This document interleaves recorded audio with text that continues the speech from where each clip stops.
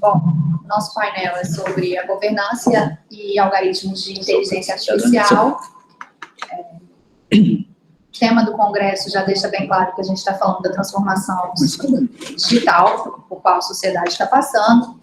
E aqui no estado a gente tem, né, onde nós temos muitos talentos. Eu estou aqui com 3 deles, né, que são analistas em gestão de tecnologia da informação e comunicação. Muito me honra poder participar desse painel com profissionais de alto gabarito da área. E o Adeunei Félix, hoje, ele é gerente de modernização governamental da Secretaria de Administração. O Rafael Soares, que está ao meu lado, é o diretor de transformação digital da Agência de Tecnologia de Informação Estadual. E o Álvaro é coordenador de sistemas e inovação da Procuradoria do Estado de Pernambuco, e com quem eu tenho a honra de trabalhar todos os dias, né? E foi quem me introduziu nesse mundo, né? Então, a gente vai começar com o Rafael, porque ele tem um compromisso mais tarde, e ele vai fazer a apresentação acerca do tema ética, governo e inovação na sociedade dos rastros, uma visão de futuro.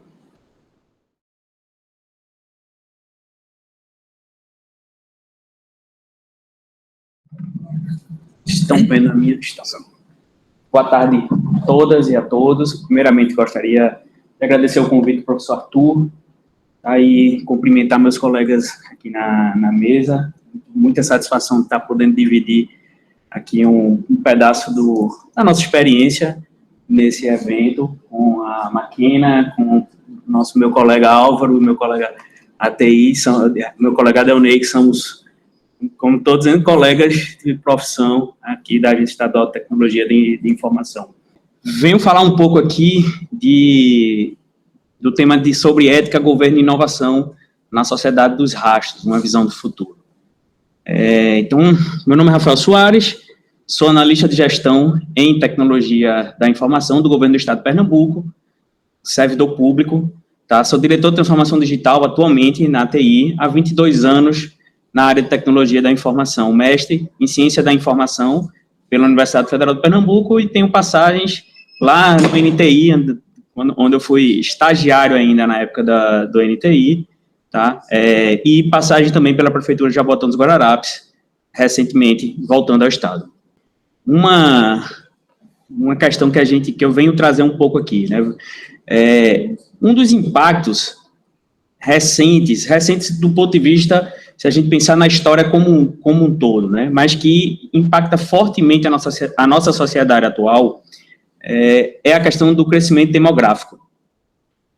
Não sei quem de vocês consegue de pronto, não sei se os meus colegas aqui na mesa conseguem, e aqui na plateia conseguem me dizer de pronto, qual era a população mundial há 200 anos atrás, lá em 1800. Alguém arrisca?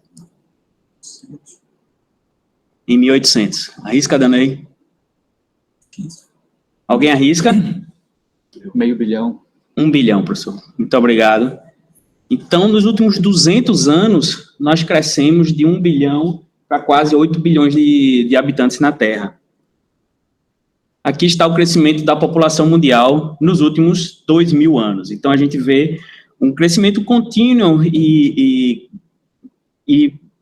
pequeno nos primeiros 1.800 anos, mas nos últimos 200 anos, a população mundial tem uma explosão demográfica e existe a projeção da gente crescer para 9,5 bilhões aí no final do século. A população brasileira cresceu em 1900, nós éramos 17 milhões de pessoas. Hoje estamos chegando a quase 200 milhões, a quase 210 milhões de habitantes no Brasil. Então, a gente tem um crescimento de mais de 10 vezes na população mundial, de 7 vezes em 200 anos. Imagine as casas de vocês, se de repente, de um dia para a noite, e que esses 200 anos, se pensando em história nesse mundo, é um dia para a noite, de 200 anos não é nada. Imagine se do dia para a noite a gente crescesse 7 vezes a quantidade de pessoas morando dentro da nossa casa. Qual o impacto disso? A única forma que a sociedade tem de atender a demanda de uma explosão demográfica como essa, é o que a gente chama de massificação. Tá? A massificação começou lá, por exemplo, com Henry Ford. Ele dizia que, quando ele começou a fabricar seus carros, que você pode ter um carro de qualquer cor, desde que seja preto. Por quê? Porque ele precisava, para construir, para fabricar a quantidade de carros necessárias pela demanda dessa explosão demográfica, e ele viveu essa explosão demográfica lá na Ford, ele precisava massificar. Tá? A mesma coisa é a questão da nossa produção de alimentos. Não há outra forma de atender a um crescimento desse. Então, nós saímos em 1800, de 3 bilhões de pratos de comida por dia, para hoje, quase 24 bilhões de pratos de comida por dia. A única forma de se fazer isso era massificando a produção de alimentos, com latifúndios e com monocultura. A mesma coisa aconteceu com a mídia, né? Surgiu a TV e a única forma de se atender à demanda por informação da sociedade era massificando a mídia. Tá? Ao mesmo tempo, como eu disse, a gente viveu uma outra revolução, a revolução midiática, justamente. Iniciamos lá, houveram diversas revoluções midiáticas na história da humanidade, começando com a escrita, lá em 3.200 anos antes de Cristo, onde foi inventada a escrita. Depois passamos aos livros, que cresceram um pouco o acesso à escrita das pessoas. Tá? Lá em Gutenberg, 1450, foi inventada a prensa, aí sim, popularizando os livros. O rádio, 1893, TV, 1922, quando começamos multimídia, e, finalmente, a internet, em 1969, com a criação da ARPANET, lá nos Estados Unidos. Tá? O impacto disso na sociedade é que nos levou a uma sociedade que era centrada na oralidade, da comunicação um a um. Né? Sócrates, à época, quando discutia com Platão, dizia que o livro era um mal na sociedade, porque ele ia fazer com que a gente perdesse a memória. E, de certa forma, ele estava certo. Na era da comunicação, na era da TV, a área da escrita até a TV, nós mudamos do modelo de comunicação para o modelo 1 para N. Um escrevia para N pessoas. Tá? E na questão da TV também, é uma mídia 1 para N. São uma pessoa transmitindo uma fonte de informação que era massificada numa quantidade imensa de pessoas. Finalmente, na época da internet, nós vivemos um novo modelo, um modelo N para N, um modelo em que a grande massa, todas as pessoas têm a possibilidade de falar pelo canal de internet para todas as pessoas. E o que faz com que uma informação chegue a uma segunda pessoa é muitas vezes o próprio interesse individual por essa informação. Tá? Então, nós saímos de um modelo de sociedade que é comum a todos os animais, um modelo de sociedade oral. Um grupo de macacos, por exemplo, o líder, ele promove a liderança através da oralidade, tá? Então, mas quando a gente tem uma explosão de indivíduos, o grupo se divide, porque a oralidade, ela tem um limite para se atuar nessa liderança. Tá? Em geral, um grupo de macacos não passa de 30, 40 indivíduos no máximo. E quem é que lida bem com a quantidade exagerada de indivíduos numa única sociedade? Os insetos. Tá? Então, a gente se afasta dessa sociedade oral para uma sociedade química, que ela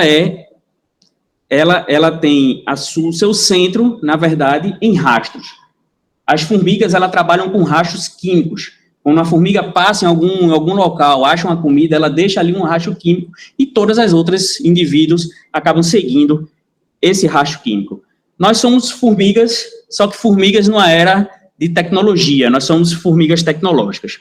Tá? Onde é que estão nossos rastros? Nossos rastros, por exemplo, estão em algumas soluções que aparecem na nossa sociedade e que cada um que passa acaba deixando o seu rastro, não mais químico, mas são rastros digitais. Tá? O Waze, por exemplo, é um desses exemplos de rastro que a gente está vivendo hoje nessa nova sociedade.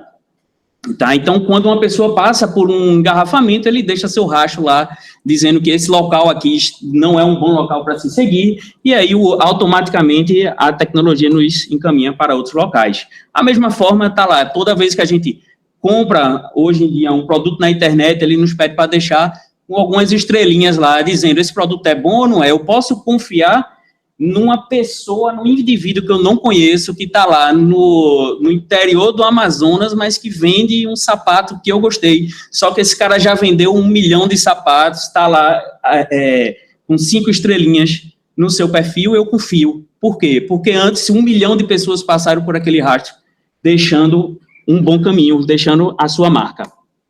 Tá? Então, chegamos. Bem-vindos à Sociedade dos Rastros. O que é que muda? A massificação nós passamos para um momento de super especialização. Tá? Esse é um exemplo de um carro que foi vendido, ele chama o Kart 1000cc, está lá no Instagram, quem quiser olhar, vai lá no Instagram que você consegue achar, tá? Que é um cara que criou na sua garagem um kart que é super rápido, ele conseguiu emplacar, tá legal, então hoje a gente pode comprar um brinquedo praticamente, mas é um carro de verdade que pode andar em qualquer rodovia do Brasil, tá? E que é super especializado, é para um nicho muito pequeno de pessoas que vai ter interesse de compra, mas está lá, que a gente pode comprar pela internet, tá? A monocultura, cada vez mais, está indo para o caminho da agricultura orgânica, não vai ser assim, o futuro, provavelmente, com a estabilização do crescimento da população mundial, é de agricultura orgânica. Tá? E a mídia de massa passa para uma mídia de nicho, né? Um grupo pequeno de pessoas transmitindo para outro grupo pequeno de pessoas, mas que tem um interesse e que ali gera uma pequena comunidade, mas que gera valor àquelas pessoas, tá? Então, a gente passa de uma ordem controlada, isso aqui, quem lembra das diretas já, eu era novo ainda, nessa época, 1984, na verdade, eu tinha 1 ano de idade, mas aconteceu a direta já, um movimento nacional de pessoas que estavam focadas no mesmo objetivo, tá? Então, esse foi um acontecimento da era da oralidade, da era da massificação. Você vê uma grande quantidade de pessoas, mas todas um objetivo só, tá? E aí a gente passa para 2013. Quem lembra desses acontecimentos, os famosos protestos de 2013, em que várias pessoas foram às ruas para protestar sobre diversas pautas e que essas pautas não se conversavam. Mas, de alguma forma, existia uma ordem espontânea para que essas pessoas se juntassem ali. Então, a gente via cada um lutando por uma causa diferente, tá? E isso tem muito a ver com essa sociedade que é um sistema, na verdade.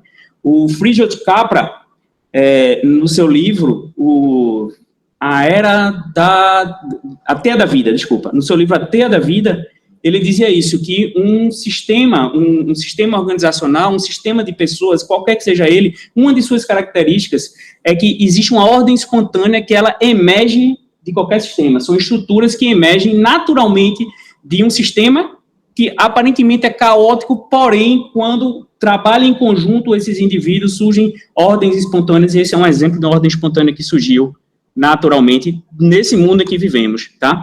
A Sociedade dos Rastros, ela busca qualidade na quantidade, não mais uma massificação como a gente tinha. As pessoas hoje podem escolher dentro da grande quantidade. Busca personalização, busca comodidade, da gente querer estar recebendo as coisas dentro de casa, busca uma boa experiência do cliente, busca soluções de nichos e descentralização de decisão, que é uma questão importante. Na uberização, por exemplo, da Sociedade do Rastro, surge um movimento de uberização de alguns negócios, que hoje a gente está massificado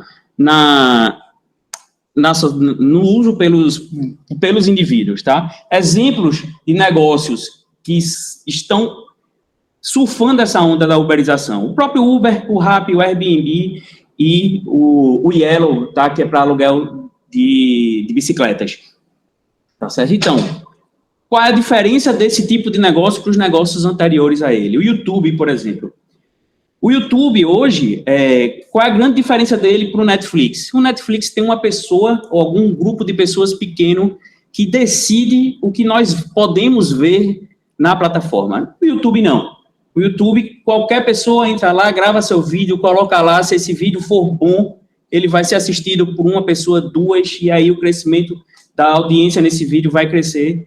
E quem decide o que é que está no YouTube, o que é que aparece para os usuários assistir no YouTube é a própria comunidade, não existe uma pessoa decidindo. Isso muda tudo, tá? Outro negócio dessa era da sociedade dos rachos é o Mercado Livre. O Mercado Livre, hoje, é a principal fonte de renda de 900 mil famílias na América Latina, tá? E, tá lá, o Mercado Livre facilita o comércio de 500 mil pequenos e médios negócios na América Latina.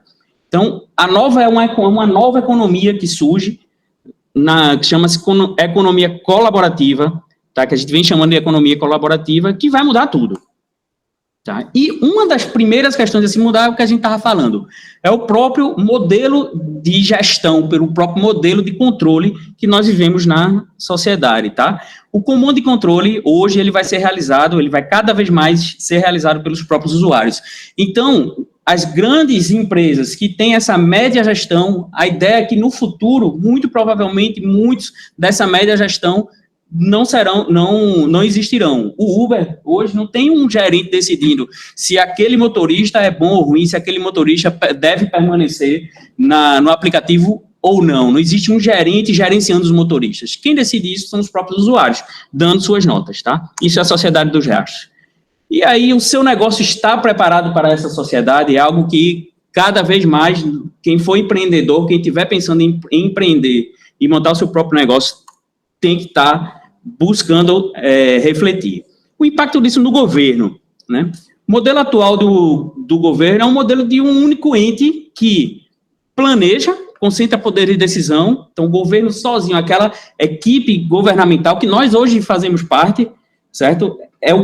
As pessoas que fazem o governo, os servidores, é quem planejam tudo, é quem contratam, em geral, apenas um felizardo acaba sendo escolhido numa licitação de grande porte, executa quase sempre mal e controla pior ainda, tá? E o governo digital, a gente vai falar um pouquinho aqui, o que é que ele traz de diferente? Ele automatiza isso, tá? Mas não traz uma mudança realmente profunda no governo, tá? Um dia a gente vai chegar no qual governo? Em que o planejamento vai ser um planejamento participativo em ferramentas de tecnologia. Em vez de licitar, nós credenciaremos várias pessoas, vários negócios para atender um objetivo do governo. A gente pode um dia, quem sabe, ter um tapa-buraco em que 200 empresas vão estar lá possíveis a atender para fechar um buraco e a gente simplesmente vai ser a primeira que tiver mais próximo. A gente vai entender um algoritmo, criar um algoritmo para escolher qual dessas 200 empresas. E elas vão sair do mercado, sair dessa prestação de serviço com o resultado do controle social que vai estar sendo realizado naquele serviço. A própria população é que vai dizer se esse serviço foi bem feito ou não. Então, essa é a ideia. Por fim, falando um pouquinho sobre ética, a sociedade dos rachos, quais são os rachos? Os rachos são digitais, mas esses rachos são informações pessoais, preferências, hábitos, interesses e opiniões de cada um desses 8 bilhões de pessoas que estão na internet, tá? Então, instituições antigas de memória, as bibliotecas, por exemplo, que estão sob o controle de governo, muitas vezes, hoje, essas instituições de memórias passam para as big techs, tá? Que não tem um controle nenhum de governo. A memória da sociedade hoje está 100% praticamente sob o controle de big techs, de grandes corporações privadas. Então, precisamos refletir sobre isso, como iremos trabalhar essa questão de memória da sociedade, tá? Ter uma reflexão crítica sobre os impactos da sociedade dos rachos é importante para garantir o uso ético e responsável da tecnologia em nossas vidas. Por fim, falando um pouquinho só para não dizer que eu não falei, né, de inovação, tá? Para mim, inovação é um salto no tempo, tá? É um salto que pode ser uma nova filosofia, uma nova teoria, uma nova metodologia e tecnologias que antecipam o futuro. Em geral, a inovação vai acontecer de qualquer forma. Um dia foi inventado o iPhone, por exemplo, tido como uma das grandes inovações do nosso século, tá? Ele iria acontecer. A única coisa que a Apple fez foi antecipar esse futuro e a sensação de que a gente está vivendo uma grande inovação. O ChatGPT é a mesma coisa, tá? Um dia iria acontecer, o que o ChatGPT foi, de repente, antecipar isso, tá? Então, fiquem de olho aí, na lei de inovação, tá certo? Lá de 2004, na lei do bem, incentivo fiscal à inovação, na lei do governo digital, mais recentemente, 2021, Tá? A nova lei de licitações, também em 2021, e a lei da lei das startups, que incentiva o empreendedorismo inovador. Tá? Minhas inspirações, boa parte disso aí que eu falei, quem vem falando muito isso na internet, esse cara, Carlos Nepomuceno, professor e consultor sobre inovação lá do Rio de Janeiro, tá aí o contato dele, o site e o Instagram e o Twitter dele. Entrem lá, esse cara é muito bom, ele vem falando sobre isso tudo, tá? Meu contato, agradeço o convite, é isso aí.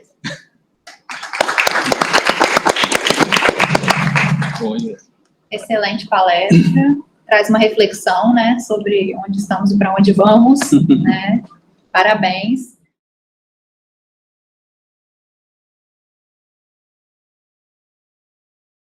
Boa tarde, pessoal. Todos estão me escutando? Creio que sim. Primeiramente, agradecer ao professor Arthur pelo convite. É uma honra poder participar desse painel, desse simpósio.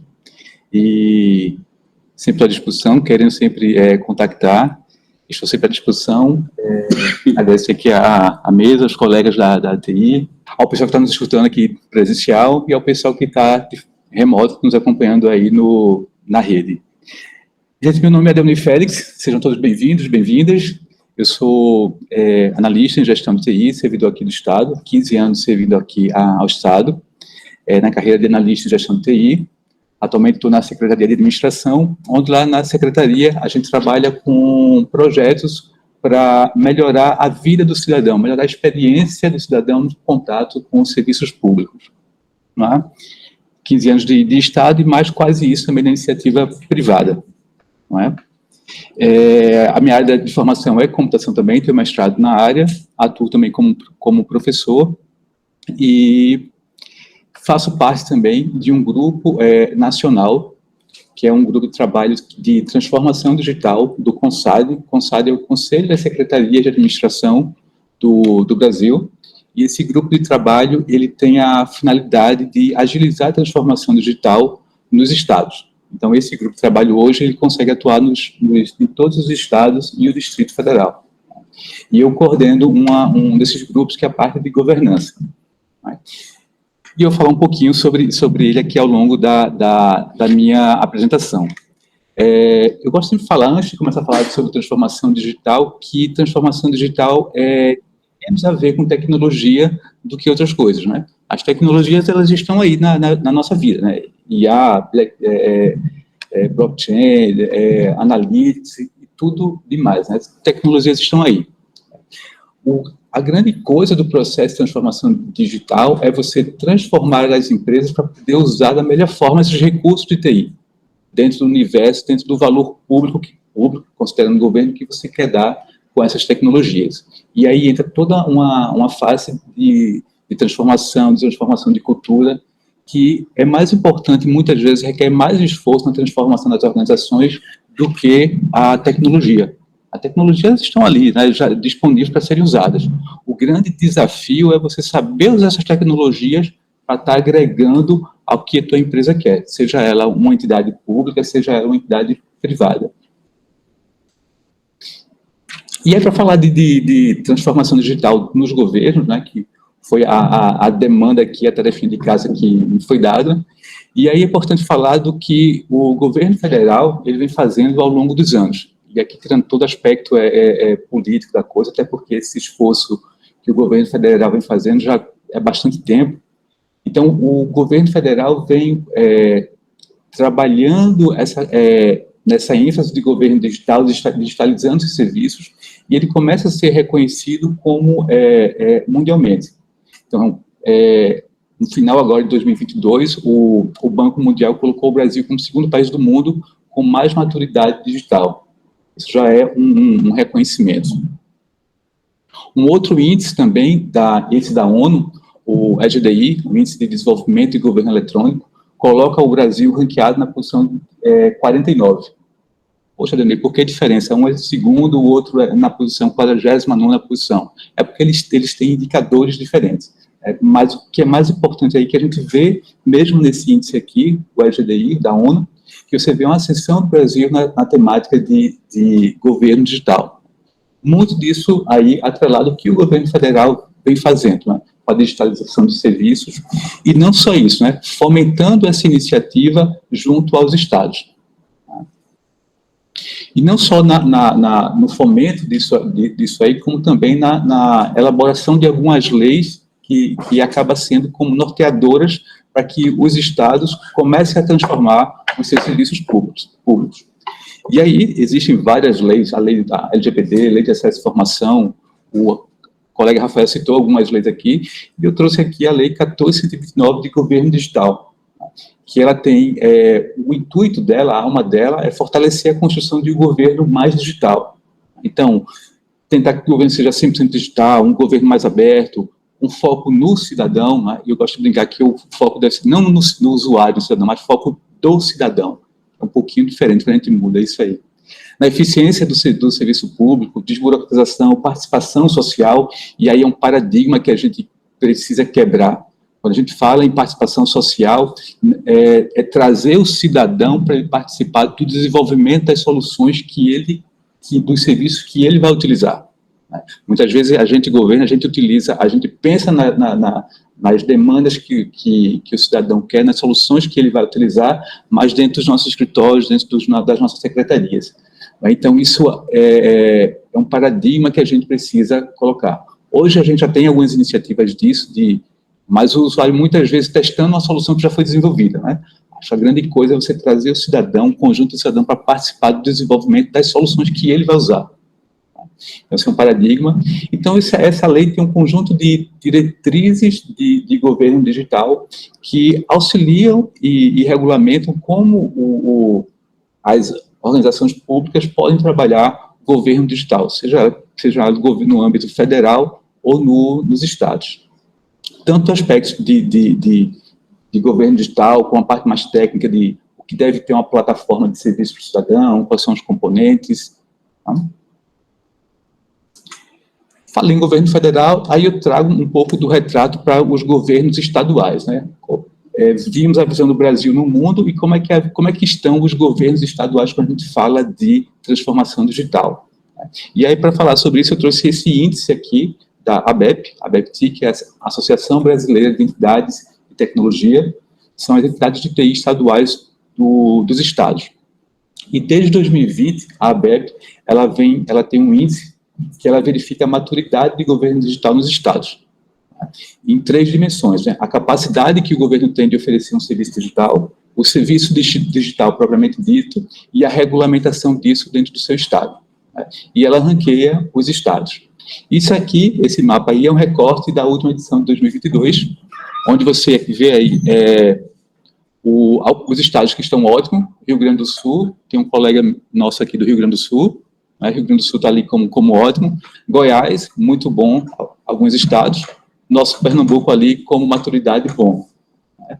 E a gente espera que no próximo ano a gente esteja ali próximo ou quase ótimo. Não é isso, colega?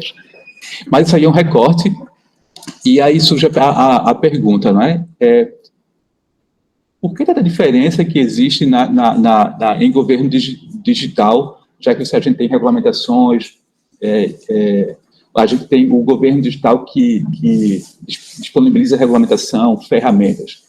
Aí entra a característica de cada estado ter a sua especificidade.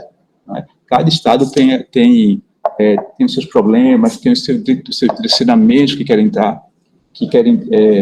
colocar, e eles têm maturidade diferença. Né? Por exemplo, o Rio Grande do Sul ele pode ser muito bom em determinado segmento, Pernambuco é melhor em outro. Então, cada estado tem as suas particularidades e diferenças. Né? Isso não quer dizer que seja o melhor ou o pior, né? Eles são diferentes. Né? Adonai, como é que a gente faz para tentar tirar essa diferença e que o Brasil atue de forma mais ágil na transformação dos serviços públicos? Né? Aí eu volto um pouquinho para aquele grupo de trabalho que eu estava falando com vocês. Né? A gente tem um governo federal que pensa muito no governo federal, no entanto, a gente, nesse grupo de trabalho, a gente tem a missão de agilizar essa transformação digital nos estados, né? Estados e municípios. Não é? E como é que a gente faz isso? Não é? Então, a gente traz especialistas de todos os estados, tenta entender a dificuldade que cada estado tem em alguma coisa, até porque são perspectivas diferentes, E a gente tenta alinhar esses estados, por incrível que pareça. Poxa, Rio Grande do Sul é bom em inteligência artificial, poxa, Pernambuco também é bom em inteligência artificial, mas, poxa, Tocantins não é. Bota esse pessoal para se conversar. Né? Então, o caminho que Tocantins ia caminhar para chegar a um nível de maturidade que Pernambuco, que Rio Grande do Sul já passaram, né, vai evitar que Tocantins passe. Então, Tocantins vai ter já um caminho trilhado. E isso não só no aspecto de TI, aspectos de organização, aspecto de cultura, de regulamentação das coisas. Né? Então, esse esforço é a nossa missão como grupo. E a gente leva a nossa experiência aqui dos estados para fomentar isso dentro desse grupo de trabalho. Quem tiver curiosidade para acompanhar os resultados que a gente faz, está aqui o nome da nossa plataforma. Nós criamos uma plataforma, plataforma gtd.consad.org.br, que tem lá todo o material que nós produzimos. Temos pesquisas, temos regulamentações, compartilhamento de experiências, vídeos, eventos. Tá? E um desses trabalhos que nós produzimos o ano passado foi exatamente 100 ações de governo digital para 100 dias de governo, dados para verificar o que era de mais importante para os estados para que fosse feito em 100 dias de governo, entendendo como se foram 100 dias importantes. Mas, Leonei, com toda essa diferença, a gente não consegue ter um caminho único, tipo uma cartilhinha, uma receitinha de bolo, que a gente consiga orientar os estados num caminho tranquilo. Né? E aí nós fizemos um trabalho junto com o BID o ano passado, onde o BID, junto conosco, verificou quais seriam os elementos básicos estrutural no governo para que pudesse trilhar um caminho sustentável de governo digital. E aí ele colocou, nesse estudo, o BID colocou alguns elementos, né, como a localização da unidade dentro do Estado que teria que puxar essa demanda, e algumas outras recomendações. Né? Então, entre elas, esse estudo que o BID colocou, é que ele orienta que um Estado, ele trata o governo digital como uma secretaria de Estado, dada a importância que esse tema tem, os resultados que ele quer obter, ou, no máximo, lá no segundo nível de secretaria executiva. Né? Por que ele diz isso? Né? Porque, muitas vezes, quando um Estado, para realmente querer tirar resultado de governo digital, entregar valor público necessariamente, você precisa ter essa atuação nessa localidade, para ficar mais próximo de um governador, de uma governadora de Estado. E para fechar aqui, a gente percebe, a apresentação, não sei nem se está aqui no tempo, a gente percebe que transformação digital é uma jornada. Né? Transformação é um processo, é uma jornada. Né? E nesse mesmo estudo aqui da ONU, eu gosto muito do capítulo que ele diz lá que nessa jornada a gente não pode deixar ninguém para trás. E que os governos precisam reconhecer que a transformação digital pode estar causando uma nova desigualdade digital. Por quê? Quando a gente digitaliza um serviço, a gente pode estar criando, a gente precisa pensar que tem uma série de pessoas vulneráveis que podem não ter acesso àquele serviço, o acesso e a acessibilidade àquele serviço. E quando a gente fala vulneráveis, pessoas pobres, pessoas deficientes, refugiados, por aí vai, né? Mulheres e por aí vai, ainda mais num país com a nossa dimensão. Então, não é só ter a diretriz de digitalizar o serviço, é você digitalizar o serviço com o viés também de identificar quem são aquelas pessoas, possíveis pessoas vulneráveis, que podem não ter aquele acesso, onde o serviço é totalmente digital. Né? Eu sempre defendo que digitalizar o serviço é importante, é necessário, como transformar o negócio, como o Rafael estava falando aqui, mas é preciso a gente também ter mais canais para a população. Existe um canal digital, mas é preciso ter um canal presencial, é preciso ter um canal, outros tipos de canais. Ainda mais considerando o nosso país.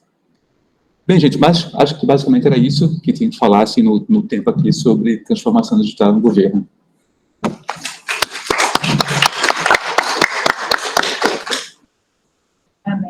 disposição, Adeonei.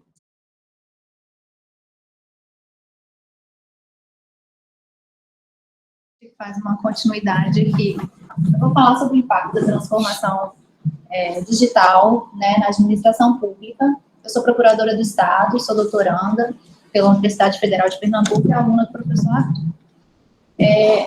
Como o Rafael começou expondo, né, o modelo comunicativo da sociedade sofreu uma alteração nos últimos tempos, né? A informação, ela se transmite de forma instantânea, né, sem fronteiras, e essa alteração no modelo com o qual a comunicação, com o qual a informação se flui e a comunicação se dá, acabou por alterar o próprio modelo da sociedade. Houve uma mudança de paradigma, já se fala em quarta revolução industrial, né, e a gente passa de uma sociedade que era baseada em bens materiais para uma sociedade onde o bem que rege a sociedade é a informação, né? Ela se organiza em torno da informação. Sociais, tecnológicos, econômicos, políticos, que movem a sociedade. Organizações privadas e também públicas, por consequência. O público, obviamente, ele tem alguns limites por conta da burocracia, né, da organização que é extremamente hierarquizada, mas não fica de fora dos impactos e também tem que se reinventar diante dessa mudança da sociedade. Chega, então, a tecnologia e a necessidade de inovação, né, da administração pública. Quando a gente fala em inovação, muitas vezes a gente acha que a gente tem que ter a ferramenta mais moderna, né? Mas inovação nada mais é do que propor uma nova solução para um problema que se apresenta. Então, a gente vai trabalhar dentro do que a gente tem. Então, a administração também reage a esse estímulo dentro das suas limitações, né, das questões orçamentárias, políticas, enfim. E aí, a partir do final da década de 90, a gente teve o desenvolvimento de um novo modelo de governo, né, que foi o governo eletrônico, é assim que a gente chama, ou EGOV, né. O EGOV, ele não se limitou a fornecer serviços por meio de plataformas digitais ou de alguma forma se comunicar com o cidadão por meio de plataformas digitais. Mas ele, na verdade, consubstanciou um novo modelo de gestão, porque junto com toda essa tecnologia vem uma busca maior por eficiência, por entrega, né, por transparência. Então, quando a gente tem mecanismos que deixam o governo com uma nova linguagem, quando ele passa a se comunicar com o cidadão por meio de uma nova linguagem, a gente tem, na verdade, a mudança do próprio modelo de governo, né? Então, hoje, quando a gente fala em governo eletrônico, a gente fala de um governo que ele interage com o cidadão de outra forma, né? E aí, quando a gente fala nessa interação com o cidadão de outra forma, é muito interessante isso que o colega trouxe, da gente visualizar que hoje, grande parte da população, a grande maioria, tem celular, mas nem toda a população tem, por exemplo, conectividade.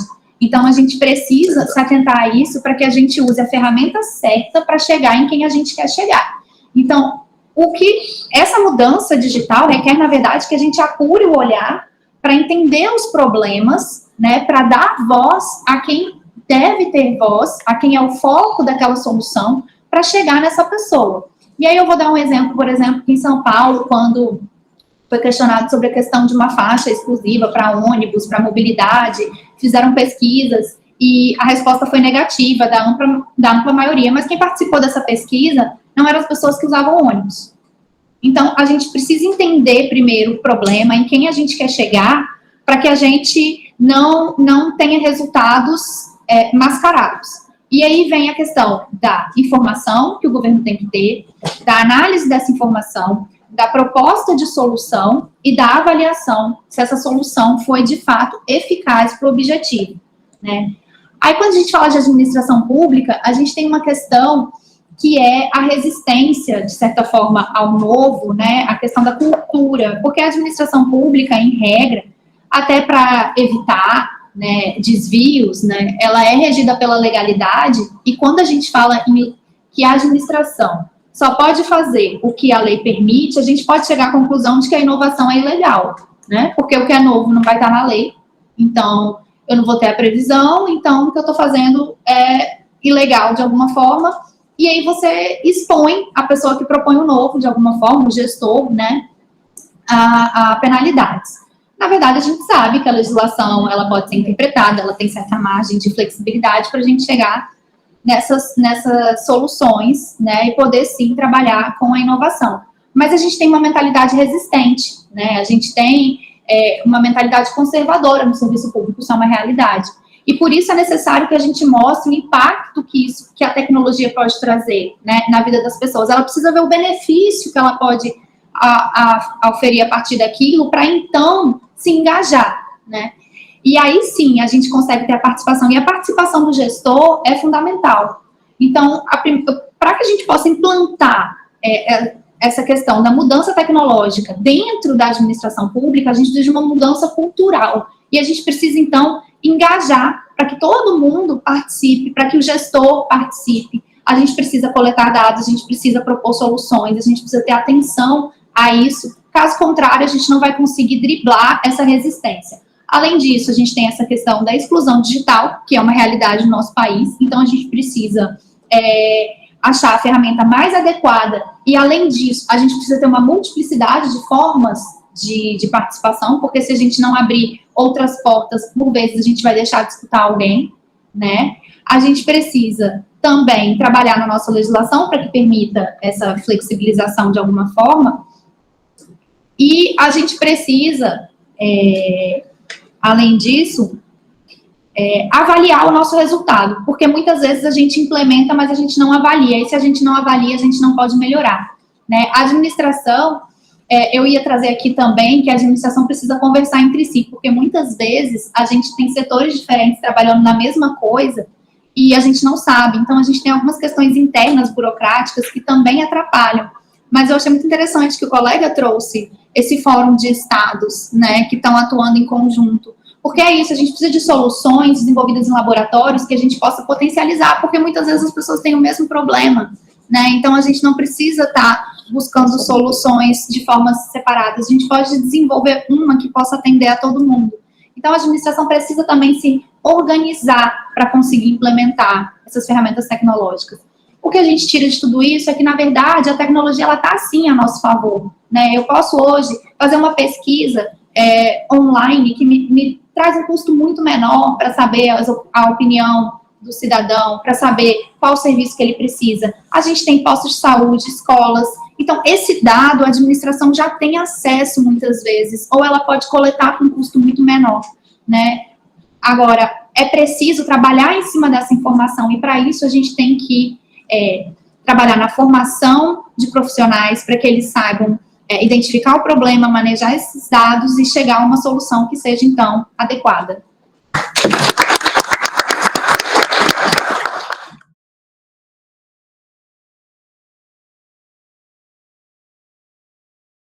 Agora eu vou passar a palavra para o Álvaro, que ele é AGETIC também, trabalha na Procuradoria do Estado, e vai falar um pouco da tese dele de doutorado para a gente, né, sobre o compliance na administração pública. Bom, em primeiro lugar, eu gostaria de agradecer ao convite aqui do professor Arthur, de poder mostrar, né, essa pesquisa de doutorado. Ela é uma pesquisa aplicada, então até eu convido a todos, toda a audiência, a, se quiser depois, receber esse material. O objetivo é aplicar essa pesquisa no setor público, focado em inteligência artificial. Então, e antes de começar, agradecer aqui, estar junto, participando aqui com os meus colegas AGETICs, os analistas em gestão de tecnologia da informação e comunicação, Rafael, que é diretor de TI, lá da TI, que é a nossa agência, a Agência de Tecnologia do Estado de Pernambuco, a Deunei, que é gerente de modernização, que está na SAD, e a doutora Maquena, que é procuradora-chefe adjunta da Fazenda, lá da Procuradoria, órgão que eu estou lotado, e buscando contribuir, né, com a tecnologia da informação, para o órgão que eu estou lotado, mas para o Estado também. E essa pesquisa, aí eu trago aqui o nome do meu orientador e co-orientador, o professor Dr. Fernando Buarque, professor Dr. Williams Santos, Porque nenhuma pesquisa de um doutorando, ela se completa se não tiver o DNA do seu orientador e co-orientador. Então, qual o objetivo dessa pesquisa? Tá? Que aí eu vou, mais uma vez, convidar todos que tiverem interesse, depois obter esse material, que é uma pesquisa aplicada para o setor público, focado em inteligência artificial. E aí, quando a gente fala em inteligência artificial, claro que toda essa discussão que existe hoje, no mundo inteiro, né, que a inteligência artificial vai tirar empregos, ela vai transformar a sociedade de forma que talvez não seja positiva, bom, tudo é possível, né? Não tem ninguém tem uma bolinha de cristal para saber se a inteligência artificial ela vai ser 100% positiva ou 100% negativa. Porém, todos concordam que nada na vida é 100% ou positivo ou negativo. Dependendo do uso, ela vai ter aspectos positivos e aspectos negativos, né? Então, obviamente, vamos olhar sempre o copo meio cheio. O que é que essa inteligência artificial pode trazer de benefícios para a sociedade, e em específico ao setor público? Porque no momento em que você está usando recursos de inteligência artificial no setor público, você está beneficiando a sociedade, em vários aspectos, né?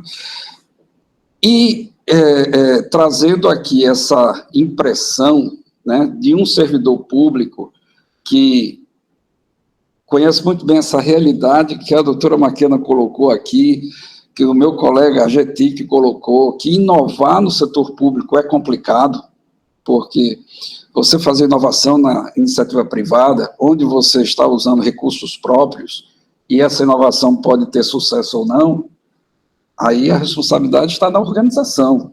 Mas no setor público, onde você está inovando com o dinheiro do cidadão, você tem que estar sempre focado no sucesso. E inovação é algo que pode não ter sucesso. Então, existe esse fator de complicação, um fator complicador do processo, mas não tem como o setor público avançar e atender às necessidades da sociedade se ele não se transformar. Se a transformação digital não acontecer dentro do setor público, porque ele não vai conseguir atender às demandas da sociedade. Se a sociedade cada vez mais está se informatizando, colocando dentro dos seus serviços toda a tecnologia inovadora de inteligência artificial, vai chegar um momento em que a sociedade vai estar mais atuante que o próprio setor público. E como é que o setor público vai poder apoiar essa sociedade? Então, ele também tem que se transformar. Ele também tem que quebrar esses paradigmas que são inevitavelmente colocados, né? Então, aqui eu vou tentar ser breve, né, por conta do tempo. Essa apresentação tinha mais de 60 slides, eu cortei aqui para ficar dentro do tempo, mas eu vou tentar transmitir da melhor forma possível, sem escovar bits, certo? Que o objetivo não é esse, sobre o que é essa pesquisa. Então, a motivação está aí na necessidade de usos de mecanismos inteligentes. Quando a gente fala mecanismos inteligentes, são esses algoritmos de inteligência artificial que muitas vezes as pessoas não entendem. Como é que existe um algoritmo inteligente? Inteligente é o homem. Então, como é que você me explica essa inteligência da máquina, né? Então, existem sim esses algoritmos no sentido de inteligente, porque matematicamente esses algoritmos conseguem resolver determinados problemas que até então você só conseguiria fazer com a cognição humana, né? E aí você pode citar uma série de áreas onde você pode resolver problemas com essas computações. Por exemplo, você quer agrupar, quer classificar, quer predizer, você quer descobrir a causa, a causalidade. São várias áreas onde você pode usar a inteligência artificial que com computação tradicional, aquela computação clássica, você não consegue. Às vezes até você, por exemplo, consegue resolver um problema de logística com computação tradicional. O algoritmo em si, se a quantidade de variáveis forem pequenas, você consegue. Mas imagine você fazer uma logística onde você vai ter que envolver aí milhares de cidades e onde você quer que ele dê uma resposta num tempo aceitável. Não tem como fazer isso com computação tradicional. Tem que ser o uso de inteligência artificial. Então, principalmente no apoio à tomada de decisão, porque um aspecto que muita gente fica com medo de inteligência artificial, a inteligência artificial vai substituir o homem? Veja, no setor público, isso é mais delicado ainda, porque você não pode delegar para uma máquina a tomada de decisão. Por exemplo, vou pegar o exemplo aqui da Procuradoria. Uma máquina não pode assinar as peças. Quem assina as peças são os procuradores. Então, o humano sempre vai ter que interagir nesse processo, pelo menos na nossa visão de futuro. A gente não sabe, né, daqui a 50 anos, mas nesse intervalo de tempo aceitável, o humano ele tem que tomar a decisão. Certo? Então, não existe certificados para a máquina. Você não pode ir para uma instituição certificadora e pedir, eu quero certificado para esse computador aqui, para essa inteligência artificial. Então, isso mostra que dentro do setor público sempre vai haver a preocupação que o humano tome a decisão. Então, todos esses mecanismos de inteligência que vão ser usados para apoio à tomada de decisão. Só que esse apoio à tomada de decisão ele tem que ser um apoio caixa branca. O que eu quero dizer com caixa branca? Ele tem que ser de forma que os mecanismos estejam disponíveis. Ele não pode ser uma caixa preta, onde o servidor público, o gestor público vai receber uma orientação e se ele quiser fazer a reengenharia para saber como é que aquela inteligência artificial está dando aquela sugestão, quais foram as variáveis, os fatores que levaram a ela a dar aquela sugestão. Então, é importantíssimo que todos esses mecanismos que sejam fornecidos para os setores públicos, eles sejam caixa branca. Então, não é vamos dizer assim, de forma de gestão, não é aceitável a aquisição de mecanismos caixa preta, onde você não tenha como fazer uma auditoria sobre aquilo que foi proposto, certo? Existe aí essa quantidade gigantesca de dados, cada vez mais dados não estruturados, todo dia cada um de nós produz cada vez mais dados na nuvem, e esses dados eles precisam ser utilizados, né? Então você hoje em dia tem várias organizações dentro do Estado com um volume de dados gigantesco, são dados transacionais que são entrados todo dia pelas organizações, mas muitas vezes não se tem mecanismos para gerar informação, que é o resultado do processamento desses dados. Então, a necessidade de ter mecanismos que gerem essa informação para gerar o conhecimento necessário dentro da organização para que ela tome a decisão da forma mais assertiva, isso ainda é precário dentro dos órgãos públicos, e isso precisa ser solucionado. O número de normas legais que se devem ser cumpridas, né, para que você possa fazer a inovação, isso muitas vezes acaba engessando o processo, tá? Então, há também uma necessidade de flexibilizar para que os gestores públicos possam inovar com responsabilidade, mas principalmente sem medo de serem punidos por estarem fazendo algo que é necessário. E o uso dessas aplicações, principalmente na característica de reuso, porque, assim, engenharia de reuso é uma técnica já muito utilizada dentro da engenharia de software, mas dentro da área de inteligência artificial, ainda não. Não porque inteligência artificial é algo novo. Para alguns pode até ficar aquela ideia que a gente está falando de inteligência artificial fortemente nos últimos 5 anos, mas, respeitando aí o tempo, né, a gente fala em termos de pesquisas de inteligência artificial desde a década de 1940. Quer dizer, se a gente olhar, ela não é algo recente, é algo que vem evoluindo há muito tempo. E tudo que a gente fala hoje de redes neurais generativas, que é a coisa mais forte em termos de tecnologia que a gente tem, traduzindo GPT, que é o termo que todo mundo conhece hoje, certo? Isso é fruto de uma evolução que veio desde Alan Turing, desde Franklin Rosenblatt, são os pesquisadores que começaram a fomentar todo esse processo que hoje culmina com a inteligência artificial, que a gente pode até usar a terminologia inteligência computacional, aprendizado de máquina, né? Porque inteligência artificial é um campo que tem vários subcampos dentro dele. E a aplicação, principalmente de transparência, auditabilidade, padronização, reutilização e flexibilização, que isso é uma exigência governamental, né, do artigo 37 do governo federal, e tudo que se aplica dentro das diversas esferas do poder público, elas têm que estar focadas nessas 5 características. Bom, isso foi o que motivou a minha pesquisa, né? E qual foi a hipótese dessa pesquisa? Como poderia ser a especificação de um ambiente inteligente, uma estrutura de software, um framework, para a camada de serviços, com foco em análise de conformidade, em compliance, e que fosse adequado ao serviço público. Veja que nada disso é fácil, né? Ser adequado ao serviço público talvez seja o item mais difícil desse processo. E aí vem a proposta, né? A proposta foi conceber uma estrutura de software caixa branca. Por que caixa branca? Inclusive, na defesa, um dos professores da banca colocou assim: qual a diferença dessa sua contribuição para os frameworks que já existem? É que esses que já existem, que são oferecidos para o setor público, são black box, são caixa preta.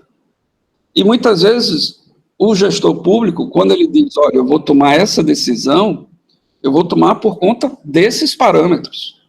Como é que ele vai explicar isso para uma auditoria, um tribunal de contas, por exemplo, se ele não tem esses parâmetros, ele não sabe como a IA chegou naquele resultado? Por isso que é importantíssimo tudo que for usado no setor público seja transparente, seja uma caixa branca.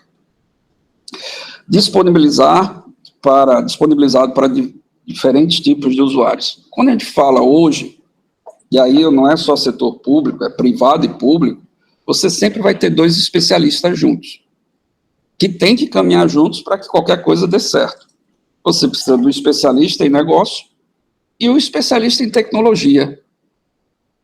Você não pode pegar, por exemplo, são 3 especialistas em tecnologia aqui nessa mesa, e um especialista em negócio. Por enquanto, porque já ela se torna em tecnologia também. Você não consegue, os 3 aqui não vão conseguir entregar nenhuma solução efetiva para um determinado nicho, se não tiver um especialista de negócio daquele nicho junto.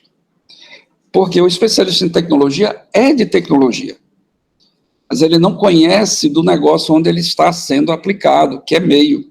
Então, as duas especialidades têm que estar trabalhando em conjunto sempre, para que o produto final, o resultado, seja efetivo.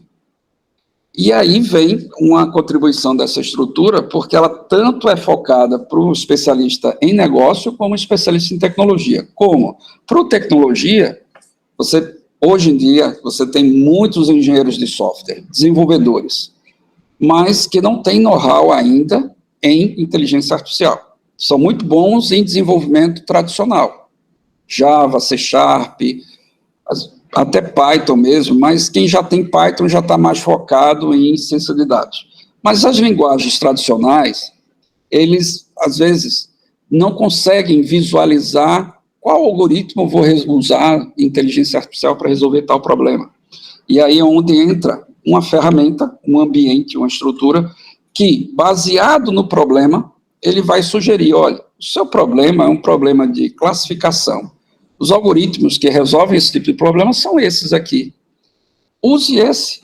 Quer dizer, ele está apoiando aquele especialista em tecnologia para resolver um problema de um especialista em negócio, onde a ferramenta, depois de treinada, ela também vai estar apoiando o especialista em negócio. Por exemplo, Fazenda, Procuradoria da Fazenda, ela precisa saber como tratar devedores e sonegadores. Então, ela vai apoiar num suporte à decisão, o especialista em negócio, em cima de uma sugestão de uma técnica inteligente, de um algoritmo, usado pelos especialistas em tecnologia para fazer o treinamento com base nos dados, que quem vai me dizer quais são os dados é o especialista em negócio. Porque eu, de tecnologia, não sei qual é o melhor dado para ser utilizado no aprendizado de máquina para resolver problemas de devedores. E aí, resolvendo diversas classes de problemas. Quais são essas classes de problemas, né? Nós temos predição, classificação, agrupamento, associação, causalidade, são várias classes, otimização, né? São problemas que podem ser resolvidos com inteligência artificial de uma forma muito rápida, né? Utilizando técnicas inteligentes para apoio à tomada de decisão, permitindo recomendações de ações. Então, aqui, só mostrando, não vou entrar em detalhes, essa foi a metodologia usada para a pesquisa. Como essa foi uma pesquisa aplicada, então foi usado o DSRM, que é uma metodologia proposta justamente para desenvolvimento de aplicações, de pesquisa aplicada, onde você vai ter um problema real para ser resolvido. E ela foi mesclada com a engenharia de domínio. Engenharia de domínio é um método que você estuda projetos e traz as comunalidades desses projetos para resolver um problema de uma mesma área. Então, esse material vai estar disponível para quem quiser ver e olhar com mais detalhes. Então, com a proposta de conceber um ambiente caixa branca, onde as pessoas tenham fonte e podem evoluir, inclusive a fonte, e entender por que aquele algoritmo está dizendo XYZ. Para usuários diferentes, quer dizer, especialistas em negócio e tecnologia, resolvendo diversas classes de problemas, vale-se dizer aqui classes de problemas complexas, né? Porque problemas tradicionais, nenhum problema é simples, porque se você não sabe como resolver, ele não é simples, né? Então, todo problema tem seu nível de complexidade, mas só aqueles problemas que, para você resolver com a computação tradicional, quer dizer, forma dedutiva, certo? Você demoraria ter muito tempo para ter a resposta. Quer dizer, você botaria o algoritmo para processar e daqui a alguns anos ele daria o resultado, totalmente inviável. É onde entra os algoritmos de forma indutiva. Quer dizer, são algoritmos que o cálculo matemático que é utilizado dentro daquele processamento, ele vai te dar uma resposta num tempo aceitável, que é isso que você quer, né? Utilizando técnicas inteligentes para apoio à tomada de decisão e permitir recomendações. Então, aqui é a metodologia que foi utilizada para a revisão sistemática, né? Então, foi feita uma revisão sistemática e 2 mapeamentos sistemáticos para poder buscar quais são as lacunas da pesquisa, e aí, mais na frente, vocês vão ver que existem muitas lacunas a serem cobertas dentro de uma pesquisa, e obviamente, quais são as contribuições que foram possíveis com o tempo de um doutorado. Então, as lacunas são muitas, como eu disse. Automação. Então, hoje, cada vez mais, você quer fazer o uso de automação. A palavra, vamos dizer assim, do momento, é hiperautomação. O que é hiperautomação? São automações de processos com uso de inteligência artificial. Porque a automação de processos já existe desde a terceira revolução industrial, já de um bom tempo. Em 1900, segundo Chavenato, a terceira revolução industrial começou em 1900, quando surgiu a era da informação. A era da informação são todos esses sistemas transacionais que nós usamos, que fazem entrada de dados, processam e geram informação. E aí você pode fazer um script que você substitui uma pessoa que está realizando um trabalho repetitivo por uma máquina que vai fazer aquele trabalho repetitivo. O humano vai ficar no trabalho cognitivo. Eu acho importante dizer isso, porque quando a gente fala em automação e fala em substituir o homem, a primeira coisa que alguém pode pensar é dizer, demissões, né? Vai demitir. Mas não é isso que acontece na prática. E existem artigos que comprovam que a automação, ela cada vez mais vem sendo usada desde 2015. O que se faz é, dentro de um processo que tem várias etapas, aquelas etapas repetitivas é onde você bota a máquina. As etapas cognitivas são os humanos que estão sendo utilizados. Quer dizer, não há substituição. Isso a gente tem como prova na Procuradoria, que a gente tem vários robôs que só foram colocados em etapas repetitivas, massivas, que são normalmente aquelas que geram erros, porque o ser humano não gosta de fazer trabalho repetitivo, e muito menos massivo. Como o ser humano gosta de trabalho criativo. Então, você deixar o humano em trabalho criativo, significa sucesso no processo. E deixa o repetitivo para a máquina, certo? Mas pode-se colocar máquina em trabalho cognitivo? Pode, inteligência artificial. Mas isso deve sempre ser acompanhado com auditoria. O que ela entregar como resultado, o ser humano tem que auditar. Porque se o ser humano erra, imagine o que é um produto do ser humano. Porque todos os algoritmos, tudo é produto de um humano. Então, o nível de acurácia, que é a métrica, existem várias métricas, mas essa é uma das métricas mais utilizadas para verificar. Aí depende da referência, se você quer ver o número de erros ou o número de acertos. Né? Mas a métrica normalmente relacionada ao número de acertos, percentual de acerto, é que vai indicar sua IA está bem treinada. Então, isso é o que normalmente você vai validar. Eu posso trazer um outro exemplo, que é a LIA, que é uma IA da Procuradoria, que ela separa os processos relevantes e irrelevantes para os procuradores atuarem só no que é relevante. Ela não é 100%. E não existe IA 100%. Né? Até existe uma condição acadêmica que se uma IA ela está acertando 100%, ela não aprendeu, ela decorou. Então, é a mesma coisa que o humano. Se você aprende a fazer equação do segundo grau decorando, no dia que você for para a prova, o professor botar alguma coisa fora do padrão, você vai errar. Porque você não generalizou, você decorou. Então, é isso, exatamente. O termo é esse, o termo acadêmico é o overfit. O que aconteceu é que ela ficou super treinada, no mesmo conjunto de dados, ela decorou, não generalizou. Então, isso é um cuidado que se tem que ter. Processos, né? Isso é o que mais existe dentro do setor público e na iniciativa privada, obviamente. Então, você ter o uso de soluções inteligentes é nesse sentido, usar técnicas, algoritmos inteligentes para a solução de processos.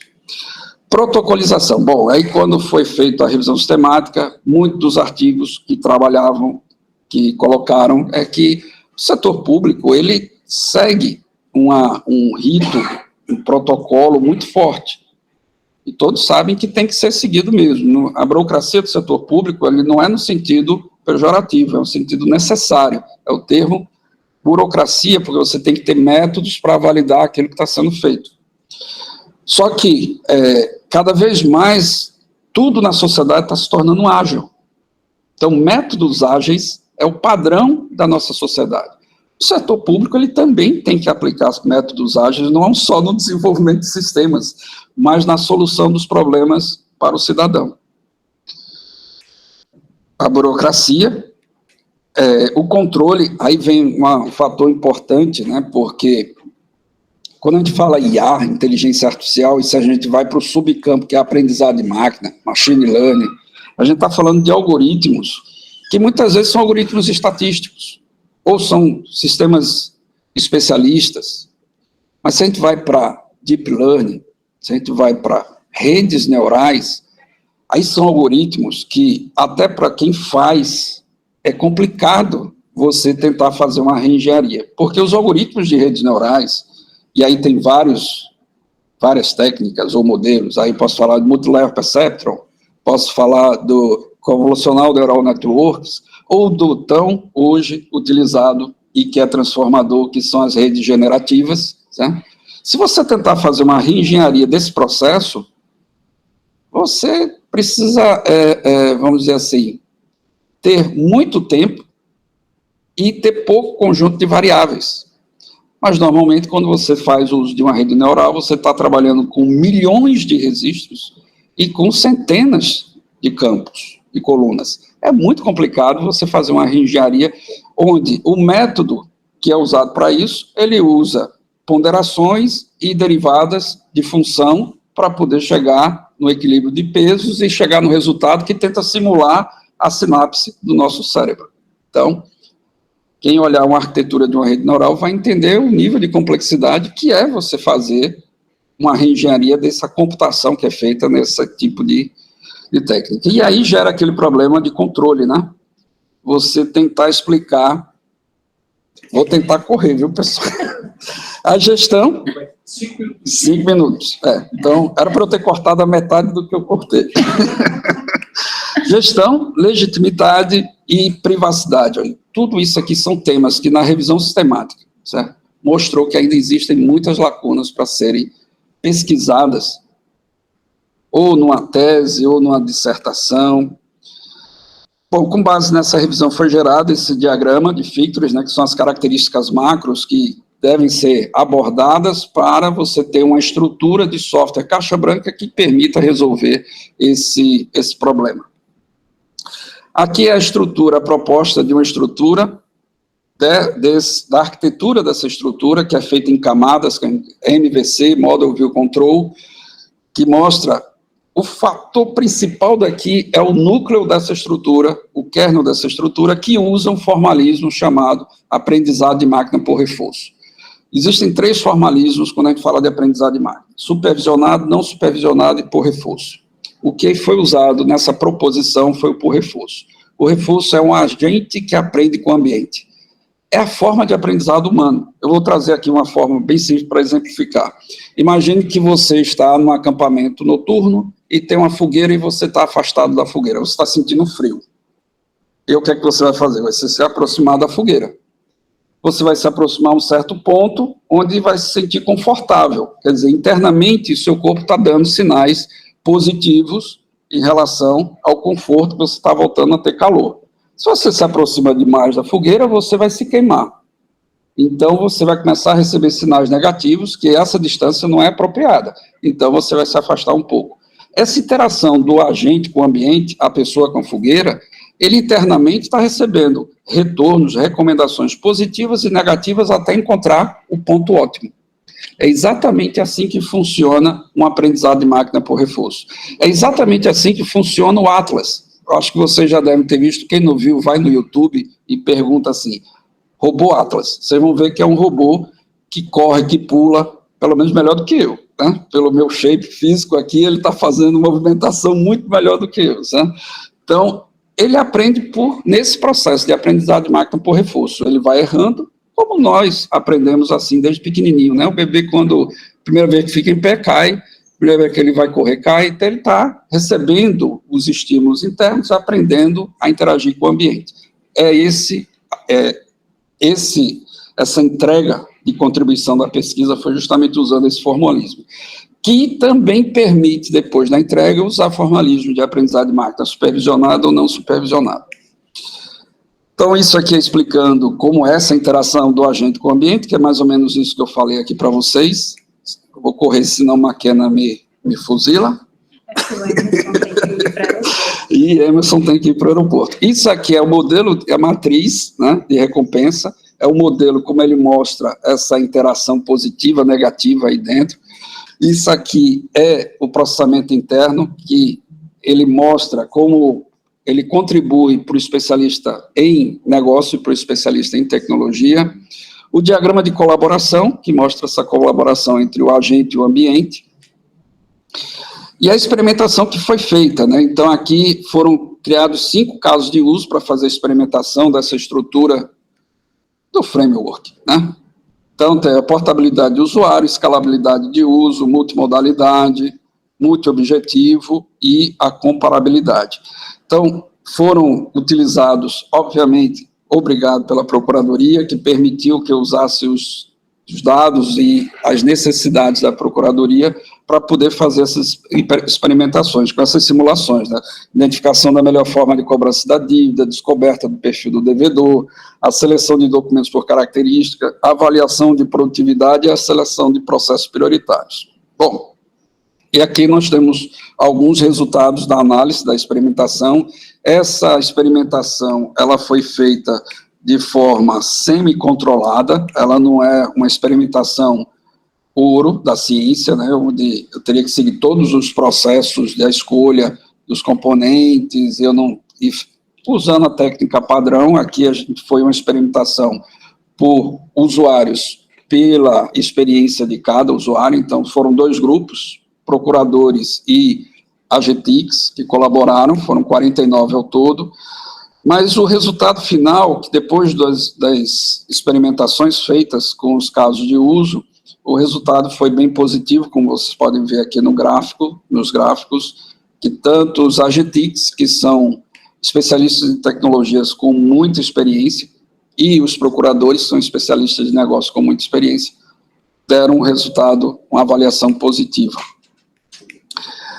E aqui tem uma figura que explica bem essa proposta do framework, né, que é tanto contribuir com especialistas em tecnologia como especialistas em negócio. Claro, tecnologia, essa IA informando ou apoiando esse especialista com o melhor algoritmo para resolver um determinado tipo de problema, e o especialista de negócio tendo o seu problema resolvido, né, com tipo, ele tem uma dívida com aqueles dados da dívida, e o procurador pode ficar querendo saber, é melhor protestar ou ajuizar? E ele vai dizer, é melhor protestar para aquele tipo de dívida ou melhor ajuizar. Ela pode errar? Pode. Aí é que vem a grande vantagem desse formalismo, porque se ela errou, o ambiente está aprendendo com isso. Então, ele vai olhar aqueles dados e vai dizer, esse tipo de dado aqui é melhor protestar do que ajuizar. Quer dizer, sem intervenção de um humano, programador, codificando, a própria IA vai se ajustando. Esse, talvez, eu posso dizer, seja a grande vantagem do uso de inteligência artificial. Você não precisa ter um programador lá para ajustar o código toda vez que foi verificado que ele não está retornando o que era para ser retornado. Ela se autoajusta, ela vai se moldando com os dados que ela vai recebendo. Então, essa é a grande contribuição de inteligência artificial. E que todos vocês usam. Hoje vocês usaram com certeza, porque todos para chegarem aonde chegaram usaram o Waze para ver qual é o melhor caminho. Então, vocês estavam usando ali uma IA para resolver um problema de otimização. Né? Bom, e aqui são os artigos, foram 5 artigos publicados durante os 4 anos de doutorado dessa tese. Bom, pessoal, acho que cumpri o tempo. Obrigado. Obrigado mais uma vez, professor Arthur, por disponibilizar essa pesquisa, e ela vai estar disponível nos anais da instituição da Universidade de Pernambuco, quem quiser depois acessar essa tese, e o objetivo é usar mesmo, ela foi feita para que vocês levem aí para seus órgãos públicos, e não, o foco aqui foi serviço público, mas não invalida que ela seja usada, aplicada na iniciativa privada também. Muito obrigado.